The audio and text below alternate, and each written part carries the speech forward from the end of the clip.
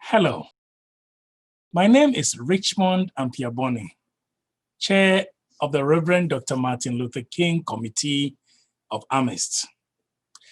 And on behalf of the Board of Directors of the Amherst MLK Committee and the Amherst Media, I want to welcome you to this momentous day where we celebrate the life of Reverend King and reflect on the presence and impact of the Community Breakfast and Scholarship Scheme, which have been with us annually and continuously since 1984, when Mary Wyatt and Judy Brooks started it with the help of many in our community.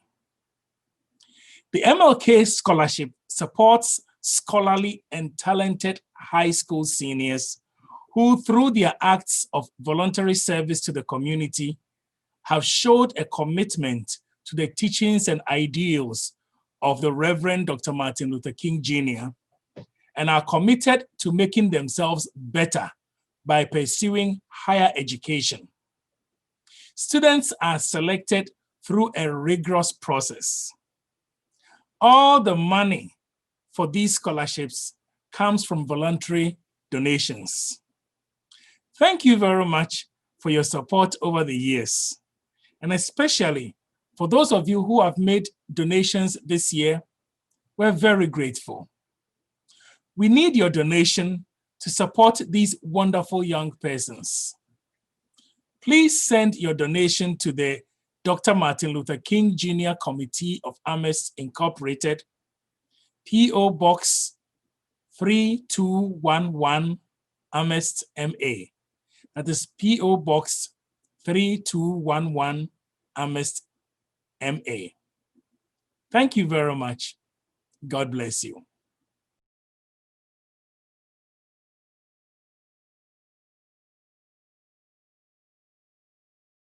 I want to start off to give props to Dr. King, because what he managed to do was to push all of the white presidents into one day.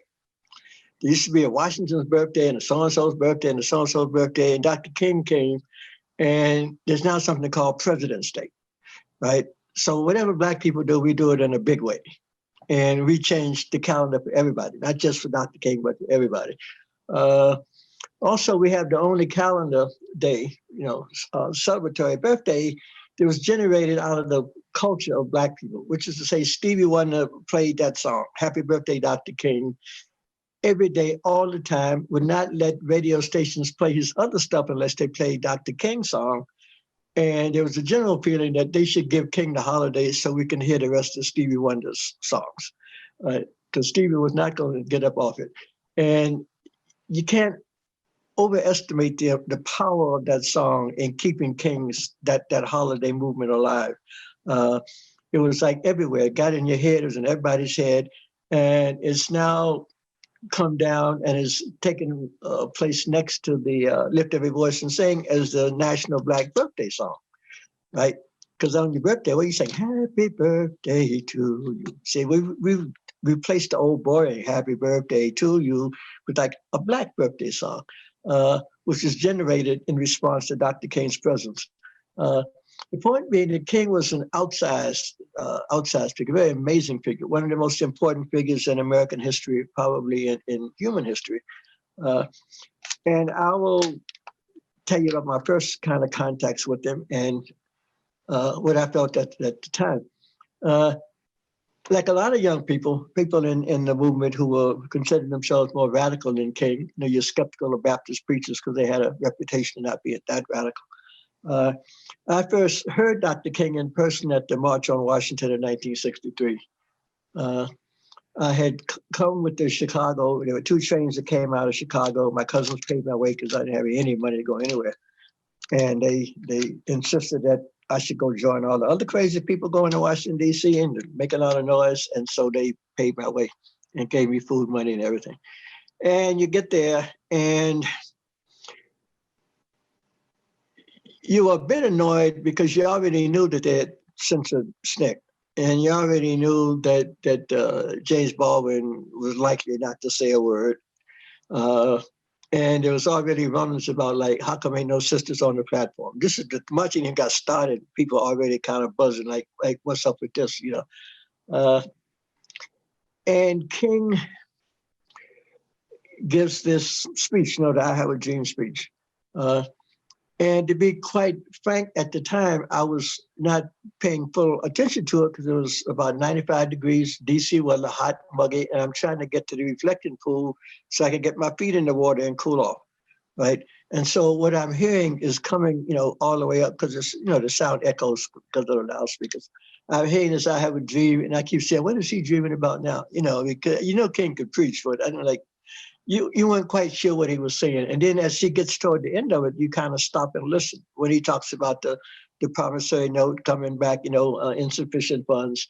And then he gets on that wonderful rhetorical role at the end where he's really at his kind of best. And you kind of listen to it. But on the other hand, you're kind of skeptical about it. Even at that young age, before I was really fully engaged in a lot of movement activity, I didn't think you were going to be able to convince white Americans to give you anything substantive without a bigger fight than just being willing to get beat up for it, because they were quite willing to beat you up. If you're willing to die for your freedom, white Americans are quite willing to kill you. You know, so I mean, it seemed like that as a strategy that had some shortcomings, which we're the ones getting beat up, we're the ones going to jail, we're the ones getting shot. And they're the ones that are wrong. So that the moral balance on that scale seemed to be shifted. The weight was shifted to the victims rather than the people who were oppressing us. So I had that kind of skepticism about King. But as a person, you liked him. He was. If you notice, there are a lot of pictures of King smiling. There are a lot of pictures of King engaged in kind of just personal kind of activity, just doing things. You don't have a lot of those of Dr. Du Bois. You very seldom see a picture of Dr. Du Bois smiling. Like you got it, was he ever happy about anything? Was he like serious all the time?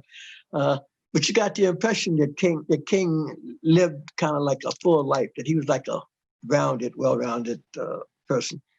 The second time I heard him was in Soldiers Field in Chicago when he came for a big rally after we had the school boycotts. And that one again had me kind of still not so sure, because it was the day that Nelson Mandela and Sisulu and Chibukwe were arrested. And so a group of us immediately, you know, hand-painted signs, you know, saying free Mandela, free Chibukwe, free Sisulu. I've still got a picture of mine. I didn't calculate right, so I had to put et cetera at the end to get the rest of the guys in. Because I'm saying freedom and self crowd ran out of space on my cardboard. And so I had to do a dot, you know. But we were not allowed to bring those signs into Soldiers Field. The marshals at the gates said that no signs bringing up foreign policy, no discussions of things that might be embarrassing to the United States, and that this was not a civil rights matter. And we were furious. And we tried to figure out, like, how do we get in there? Well, you can't roll it up because it's cardboard. Would, you know, you try to bend it, it would snap. And so the guys that sold, the vendors that sold sausages and you know, hot dogs and Cokes looked at us and said, like, what's your problem? Said, they won't let us bring our sign. They said, why don't you come in with us? So we came in between two hot dog trucks so nobody could see us. So we kind of shielded by the black working class. And we got in, we got all the way to the top of Soldiers Field. It's a horseshoe. This is how you got caught. And we started chanting free Mandela, free Mandela. And we started, and the police, of course, are coming to get us. But you can't get away because you have to come back when you get to the end of the road. You can't go around, you have to come down the next road. So we made about 10 rows before they finally grabbed the signs and said, you can stay, but the signs got to go. So they took our signs and we stayed. And we listened to King. And it was pretty clear that King would have problems if he brought that approach to Chicago. And we kind of thinking like, well, the South is rough, but I'm not so sure Morrow LaPure would work with Mayor Daley and people like that. And so we found that out, and in fact, King moved to Chicago, you know, in 1965. And I went over to the west side. He had an office on the west side. And that's when you kind of see him as not the Martin Luther King, but as just as a person that's named Martin Luther King. It was kind of like Jimmy Baldwin. It's like there's James Baldwin, and then there's Jimmy Baldwin, who you actually meet, who's a very interesting, funny person, full of life, and like a real person, not just a kind of icon walking around. And King was like that. King could hustle pool. He hustled the vice lords to get them to support him because they didn't believe in nonviolence. King goes to the pool hall and trying to recruit them, and they looking at him and they playing pool. And King's was like, "What are y'all doing?" And he said, "I said playing pool." And I guess, "Oh, pool. That's interesting. How does it work?" And said, "Well, you take this thing and you hit these balls into the holes here." And King said, I said, "I'll tell you what. If I beat you, you come down and work with me and give me your support." And they say, "Sure." And they rack him up. And he said, "Can I go first?" He ran 2 racks. And he said, I'll see you at my office tomorrow morning. And the guy said, "He knows how to play pool." No. He spent a lot of time in Atlanta when he was at Morehouse in the pool halls up and down.